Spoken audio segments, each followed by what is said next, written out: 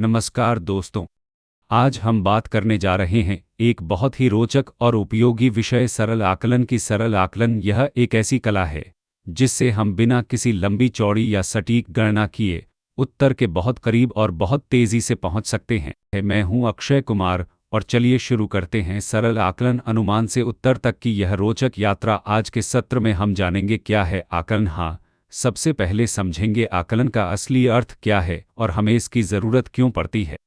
संक्षेप में कहें तो अनुमान सोच से आता है और आकलन सोच जोड़ गणना से। फिर हम चलेंगे पारमिता की कक्षा में, जहां एक छोटा सा उदाहरण हमें दिखाएगा कि आकलन रोज़मर्रा की ज़िंदगी में कैसे काम आता है। इसके बाद आएगा मज़ेदार हिस्सा सन्निकटन मान से गणना, यानी जोड़, घटाव, गुणा और भाग, सब कुछ लेकिन आकलन के साथ। और फिर हम करेंगे कुछ व्यावहारिक अभ्यास, छोटे समूहों में मिलकर आकलन की गतिविधियां, जहां हर कोई अपनी समझ से सही उत्तर के पास पहुंचेगा। अंत में थोड़ा मज़ा और सोच, रोचक तथ्य और वर्कशीट, जहां आपको सोचो और बताओ जैसे खेलों के जरिए आकलन लगाने की कला में महारत हासिल करनी है। तो तैयार रहिए। आकलन की इस पूरी यात्रा में हम सीखेंगे कैसे अनुमान और थोड़ी गणना भी बन सकता है एक सटीक और समझदार तरीका। तो चलिए दोस्तों, सबसे पहले जानते हैं आकलन आखिर होता क्या है। आकलन का मतलब है किसी संख्या का अनुमान के साथ और थोड़ी गणना बिना सटीक उत्तर जाने यह समझना कि उत्तर लगभग कितना हो सकता है। हाँ, बिल्कुल, जब हमें सही संख्या की ज़रूरत नहीं होती बल्कि सिर्फ एक पास पास का अंदाज़ा चाहिए होता है, तब हम करते हैं आकलन। अब सोचिए, अगर मैं पूछूं आपके स्कूल में कितने विद्यार्थी हैं, क्या आप कहेंगे बिल्कुल 784? नहीं ना, आप कहेंगे शायद 150 या 400 या 1000 के आसपास। यही तो है आकलन की खूबसूरती, सही उत्तर नहीं पर उत्तर के बहुत करीब पहुंच जा, वो भी सिर्फ सोच और समझ से और कुछ तेज गणना के साथ। चलिए अब देखते हैं कुछ असली जीवन के उदाहरण समाचारों से। सुनिए, दिल्ली में विज्ञान मेले में लगभग 5000 छात्र शामिल हुए। नगर निगम कहता है इस साल करीब 20% ज़्यादा बारिश हुई और शहर के पुस्तक मेले में रोज़ाना लगभग 10,000 लोग पहुंचे। ध्यान दिया आपने? हर जगह एक शब्द दोहराया गया, लगभग। तो सोचिए और बताइए, क्या ये संख्याएं बिल्कुल सही, एकदम सटीक हैं या केवल आकलन? और क्यों? क्योंकि असल जिंदगी में हर बार सटीक गिनती नहीं चाहिए होती, कभी कभी बस आकलन ही काफ़ी होता है। अब सवाल ये है, आकलन आखिर ज़रूरी क्यों है? सोचिए, अगर हर बार हमें बिल्कुल सटीक गिनती करनी पड़े तो कितना समय लगेगा। आकलन समय बचाता है। जहां सही उत्तर निकालने में घंटे लग सकते हैं, वहां एक आकलन हमें मिनटों में दिशा दिखा देता है। यह जल्दी निर्णय लेने में मदद करता है, चाहे बाजार में खरीदारी हो, यात्रा की योजना बनानी हो या खाना बनाना, हर जगह आकलन से काम आसान होता है। आकलन गलतियां पकड़ने में भी मदद करता है। अगर आकलन 500 है और उत्तर निकल आया 5000 तो कुछ तो गड़बड़ है ना। परीक्षा में भी इसका फायदा होता है, खासकर जब हमें बहुविकल्पीय प्रश्नों में गलत विकल्प हटाने हों। और सबसे बड़ी बात, आकलन रोज़मर्रा की ज़िंदगी में हर जगह काम आता है, घर हो, बाजार हो या दफ्तर। आकलन एक ज़रूरी कौशल है। तो याद रखिए, आकलन सिर्फ गणित नहीं, एक जीवन कौशल है। चलो एक कहानी से समझते हैं। एक है पारमिता जो कक्षा 6 में पढ़ती है। उसकी कक्षा में 3 विभाग हैं। विभाग ए में 32 बच्चे, विभाग बी में 29 बच्चे और विभाग सी में 35 बच्चे। अब पारमिता सोचती है, हमारी पूरी कक्षा 6 में कुल कितने बच्चे होंगे? वह चाहती है कि बिना लंबी गिनती किए बस एक आकलन लगाकर जवाब पाए। तो वह करती है एक छोटा सा उपाय, वह हर संख्या को निकटतम दहाई में बदल देती है। 32 को 30, 29 को भी 30 और 35 को 40। अब वह जोड़ती है 30 जोड़ 30 जोड़ 40 बराबर 100। असल में सही उत्तर है 32 जोड़ 29 जोड़ 35 बराबर 96। मतलब पारमिता का आकलन बिल्कुल करीब था। देखा आपने, बिना ज्यादा मेहनत के वह बहुत तेजी से सही जवाब के पास पहुंच गई। अब पारमिता आगे सोचती है, अगर मेरी कक्षा में करीब 100 बच्चे हैं तो पूरे स्कूल में कितने होंगे?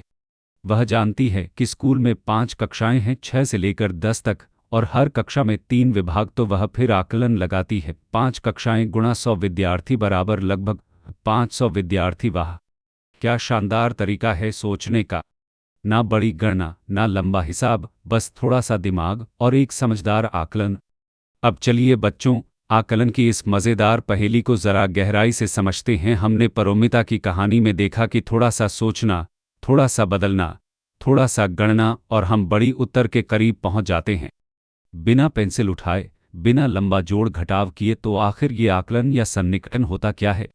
दरअसल जब हमें किसी संख्या का लगभग सही उत्तर चाहिए होता है तो हम उसे थोड़ा सरल बनाकर आसानी से सोचने योग्य रूप में बदलते हैं। यही कहलाता है सन्निकटन मान।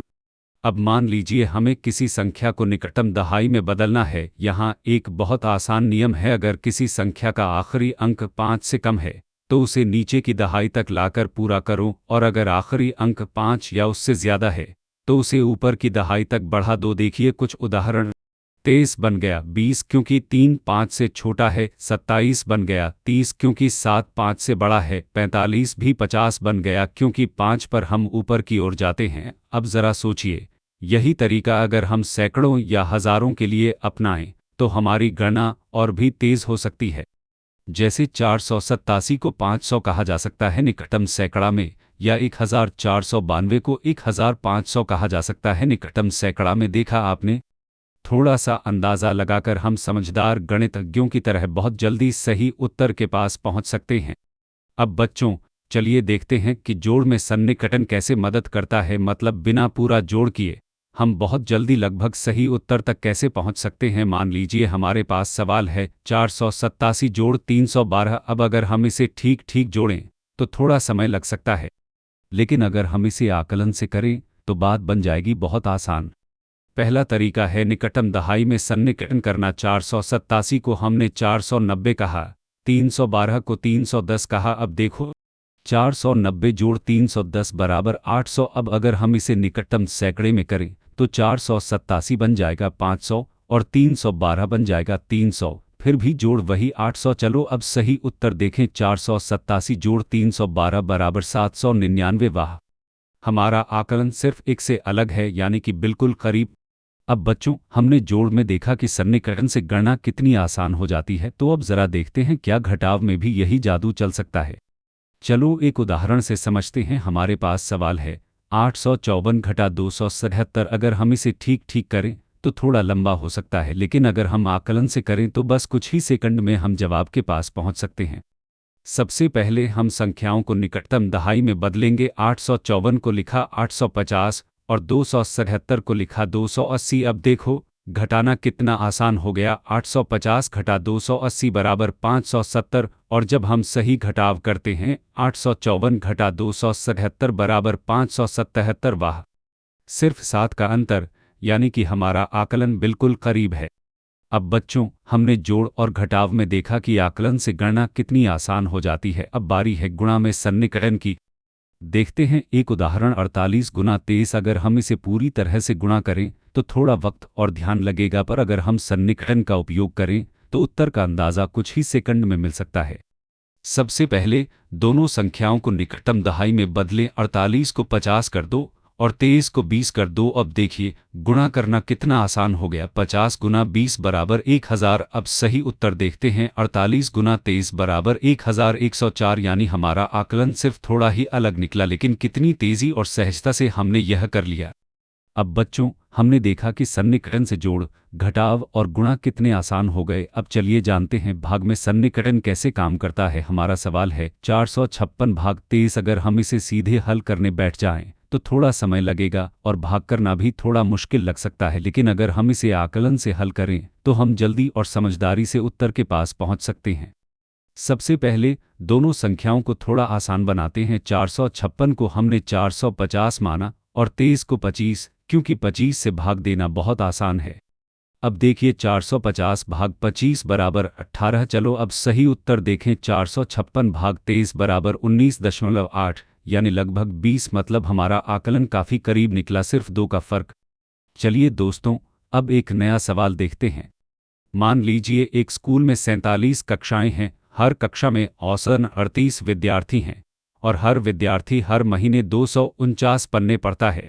अब ज़रा सोचिए पूरा स्कूल मिलकर एक महीने में कितने पन्ने पढ़ेगा। सुनने में तो बड़ा सवाल लग रहा है ना, लेकिन घबराइए नहीं, हम इसे आकलन से बहुत जल्दी निकाल सकते हैं। सबसे पहले करते हैं रूखा आकलन, मतलब जल्दी वाला। 47 को हम मान लेते हैं 50, 38 को 40 और 249 को 250। अब ज़रा गुणा कीजिए। 50 गुना 40 गुना 250 बराबर 5 लाख, यानी लगभग 5 लाख पन्ने। देखा कितना आसान था, बस संख्याएं थोड़ी पूर्णांकित कर दी और जवाब मिल गया। हाँ, ये थोड़ा ज़्यादा आया, पर झटपट काम हो गया। अब करते हैं थोड़ा समझदारी वाला आकलन। इस बार 47 को मान लो 45, 38 को 40 और 249 को वही 250। अब गुणा करें, 45 गुना 40 गुना 250 बराबर 4,50,000। देखा, ये तो सही उत्तर 4,44,714 के बहुत करीब निकला। मतलब क्या समझ आया? पहला आकलन था फटाफट वाला, जल्दी हुआ, पर थोड़ा ज़्यादा। दूसरा आकलन था सोच समझ कर किया गया और वही निकला असली जवाब के पास। तो अगली बार जब बड़ी गणना दिखे डरिए मत, थोड़ा सोचिए, थोड़ा अंदाज लगाइए, क्योंकि आकलन से बड़ी गणना भी हो जाती है आसान। चलिए दोस्तों, अब करते हैं कुछ मज़ेदार गतिविधियाँ। आज हम सीखेंगे कि रोज़मर्रा की चीज़ों का आकलन लगाना कितना आसान और मज़ेदार हो सकता है। बिना हर बार गिनती किए भी हम पा सकते हैं लगभग सही उत्तर। सोचिए ज़रा, एक दिन में आप कितनी सांसें लेते होंगे, या रोज़ स्कूल आने जाने में कितने कदम चलते हैं। आपकी कक्षा में रोज़ कितनी पेंसिलें इस्तेमाल होती हैं, या एक हफ्ते में आपकी नोटबुक में लगभग कितने पृष्ठ भर जाते हैं, और पूरे स्कूल में रोज़ कितनी चौक की डंडियाँ ख़त्म हो जाती हैं। वाह, कितने सारे सवाल, और गिनना तो मुश्किल है ना। तो चलिए आकलन से इन्हें आसान बनाते हैं। अब पहला सवाल, एक व्यक्ति दिन में कितनी सांसें लेता होगा?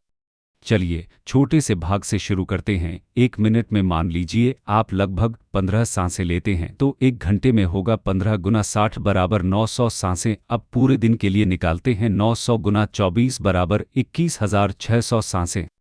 यानी एक व्यक्ति दिन में लगभग 20 से 22,000 सांसें लेता है। देखा, सिर्फ एक मिनट के आकलन से पूरा दिन समझ में आ गया।